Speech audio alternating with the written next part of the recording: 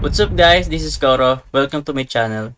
Nag-share ako ng opinions ko, experiences at iba pa na related sa crypto, NFT or Web3 projects. I'm a part of Marites Gaming Guild and Zen Talpakan Guild, mga community na tumutulong para ma-educate ang mga tao about crypto and investing.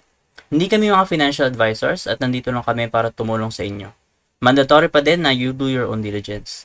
So without further ado, let's dive right in. Hello guys, welcome back dito sa ating channel, Koro NFT nga pala, and for today gusto ko lang kayo bigyan ng update dito sa isa nating play to earn na nilalaro, which is si Nuclear Industry. So as you can see, buhay pa naman yung mismong play to earn nila, and same pa rin naman yung aking reactor, so level 1. So yan, level 1 pa lang siya, and then yung factory natin yung nga level 2 siya, and as you can see yun nga, nakaka-farm na tayo dito everyday ng 2 matic per day.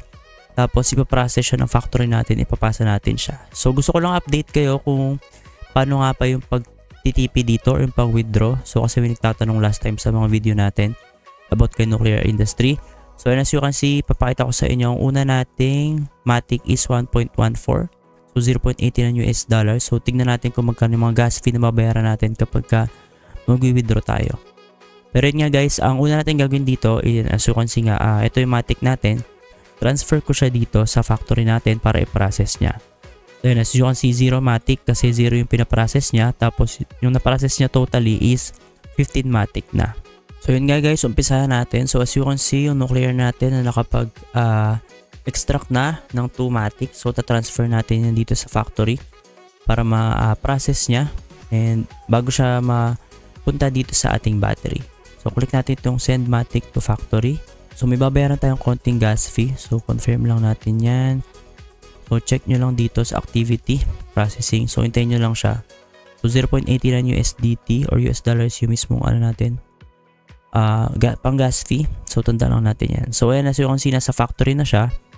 Tapos ipaprocess yan. So kada araw kaya mag-process nito ng 9 matic yung level 2 ko. So expect natin before one day dapat nandito siya sa ready. Pero itong ready na to right now, gusto ko na siyang i-transfer agad dito sa ating battery. So, click natin yung send to battery.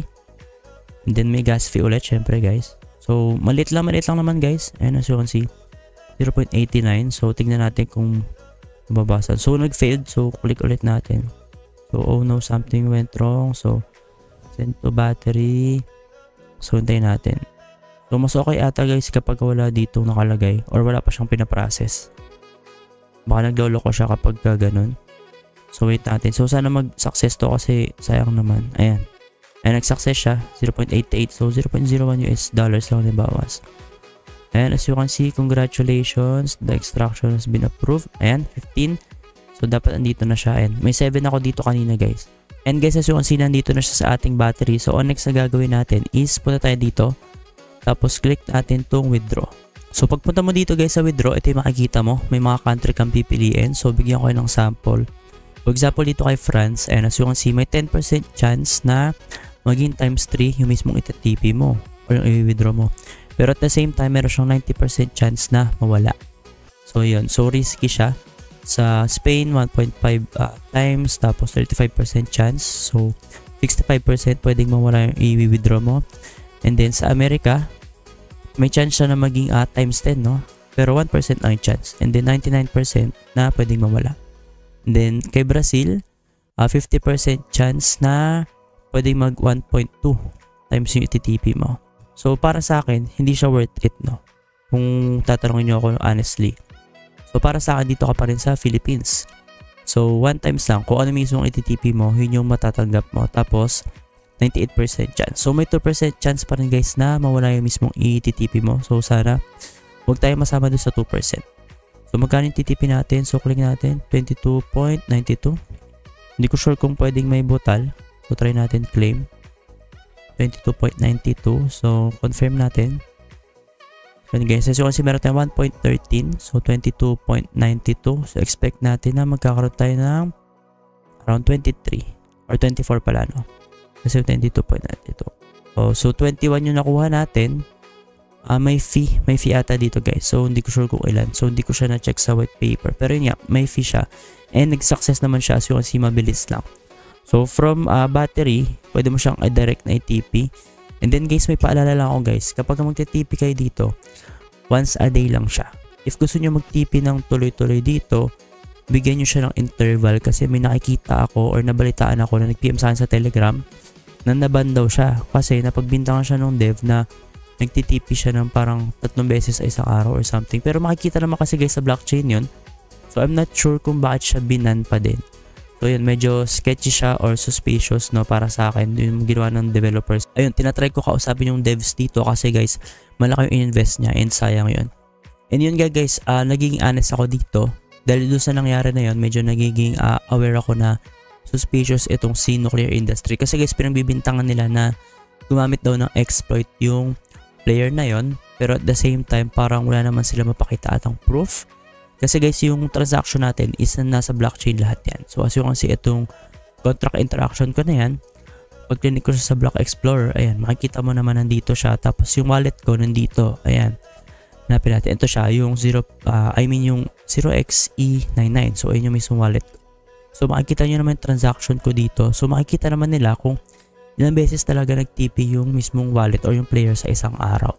And sabi nga sa akin nung nagreklamo is hindi naman daw siya nag-TP ng 3 beses sa isang araw. And kung bawal yun, sana nirestrict nila. Pero yun nga, hindi kasi nila nirestrict dito mismo sa game. So I think fault pa rin siya ng mga developers. Pero yun nga, sana maging aware kayo sa mga ganon. And yun nga, nagiging honest lang ako kasi kung mag-invest kayo dito kay Nuclear Industry and matutulad kayo sa kanya, sayang yung pera na i-invest nyo.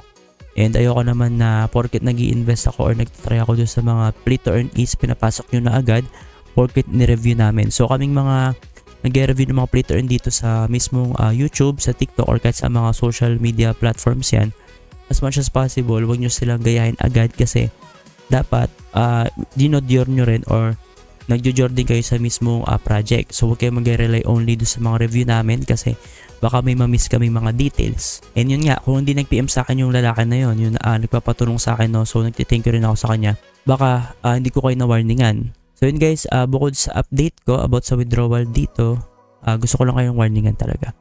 So wala akong pakialam guys kung maban ako man dito kasi yun nga, nakapag-TP na tayo ng maliit dito. Pero konti lang naman din investment natin dito.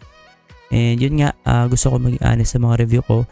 And as much as possible, pag may mga tanong kayo, pwede kayong magtanong sa akin sa mga social media platforms natin katulad ni TikTok, ni Facebook, ni Telegram. So yun, buti na lang nag-reach out siya sa akin. Pero yun nga, tinatry ko pa rin i-reach out sa devs yung concern niya kasi sayang yung account niya kasi mataas guys yung reactor. So madami siyang nafa-farm per day. So sayang and malaki yung investment niya dito and kailangan niyang mabawi yun. So yun lang guys for Nuclear Industry. And doon nga pala, check nyo yung mga video ko from time to time kasi may mga airdrop ako dyan ng mga libre na guide. Tapos bukod doon, may mga giveaway ako. So check nyo rin sa Facebook ko kasi nagpo-post ako doon.